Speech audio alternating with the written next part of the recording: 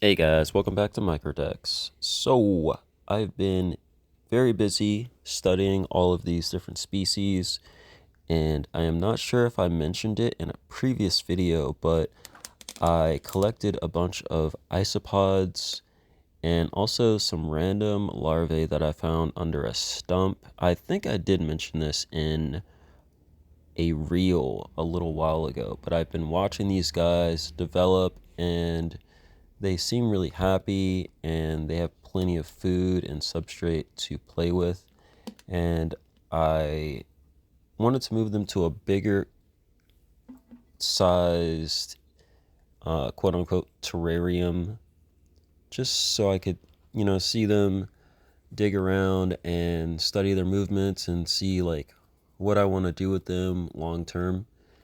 And we also have our Xylotroops Pachysera. I'm so bad at saying these beetle Latin names. I didn't really have any difficulty saying most of the fungi names, but pretty much all of the beetle Latin names are incredibly difficult to say. So I think I might just start naming them, but I don't really want to do that until I have like a greater understanding over how to care for these long term. And we recently lost one larvae, but I understand why that happened, so it shouldn't happen again.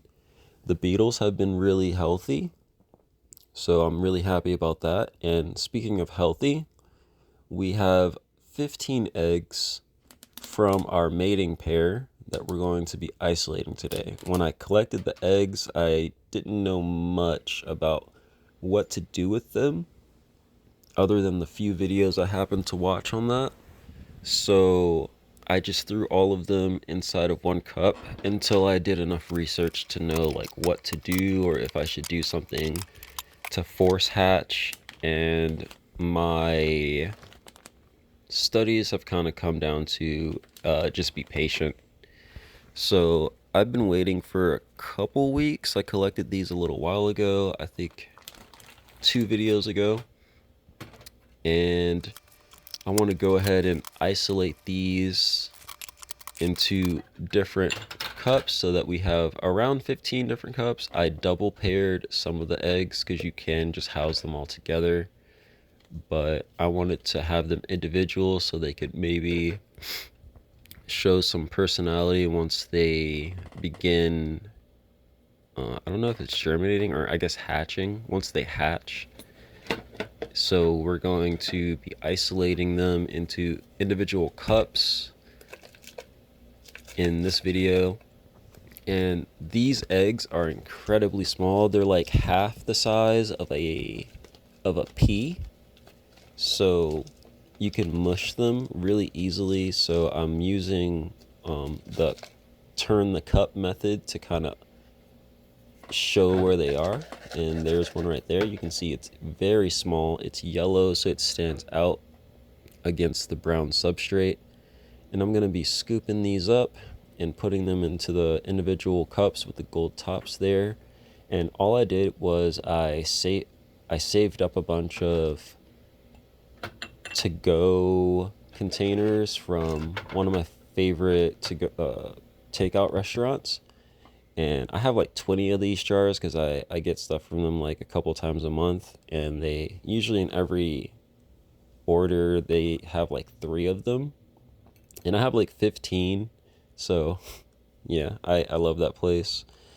And I'm just filling these with some substrate and putting them into these jars so that when they do hatch, they'll have their own food and they won't have to share it with any other eggs that hatch. So even if I happen to miss them hatching and maybe they're hatched out for like a week or two before I notice, it won't really matter because they'll have plenty of food to eat. Now, the only thing that I am slightly worried about is these eggs have been on the same kind of substrate for, well, since they were laid by our female beetle. But Hopefully changing the substrate won't matter too much. I've heard things about this. It's more so for like mycelium, like the mycelium can eat them, and that's kind of what happened to one of the larvae. I happened to switch the substrate or break it up, and I made the mycelium a little too active, and I think they suffocated the larvae. But with flake soil, you don't have to worry about that as much, and because it's fermented sawdust, the sawdust is alive since it's been fermented. It's got a lot of microbes and stuff in it, and there's a lot of life in there, but it's generally pretty neutral as long as it can breathe. If it goes like anaerobic, then you're going to get a lot of issues. And I, I mentioned in another video that I almost lost one of my larvae. That's what happened. I didn't check a cup that I had some excess.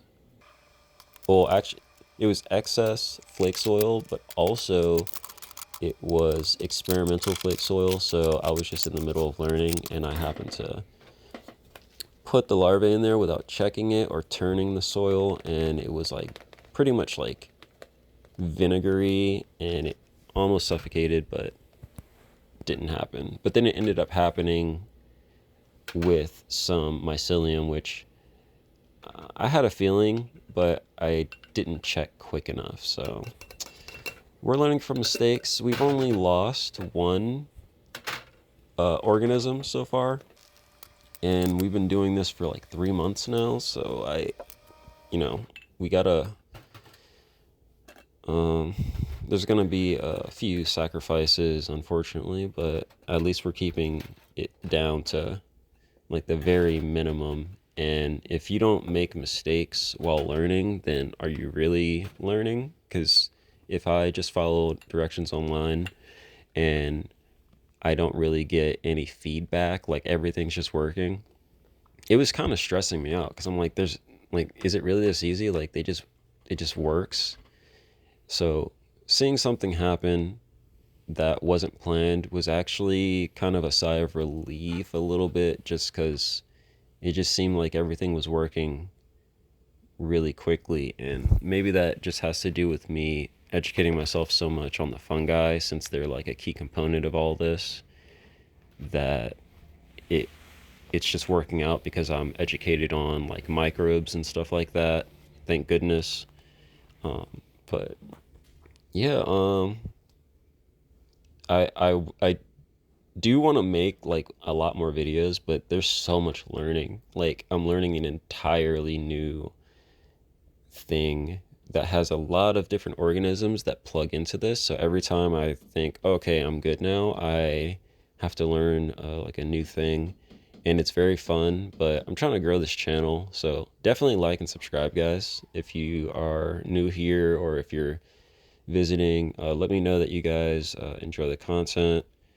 This is a very, very taxing hobby, and I'm waiting for everything to come full loop, kind of like mycelium colonizing substrate. You want all those points connected before you can really like be like, okay. And we're not quite there yet. Like I want these eggs to hatch, and once we get them hatched and know that the fresh larvae are good, I can relax a little bit. Now, I collected some larvae from the same place where I got those isopods, and you can see some of them pupated. And this is my first time seeing a pupa, so I made sure to show you guys, and I'm going to show you this one. This one looks really cool. You can see the skin that it crawled out of too, right next to it. And yeah, that's like really cool. It looks like a metapod. Like now I know like what metapod is. Like I knew in theory like what metapod the Pokemon was, but now I actually have experience with this. And you can see the one that I just showed there, the one I'm picking up. This one is on its way to pupate, but it's going from a larvae to a pupa. You can kind of see it's in between the two.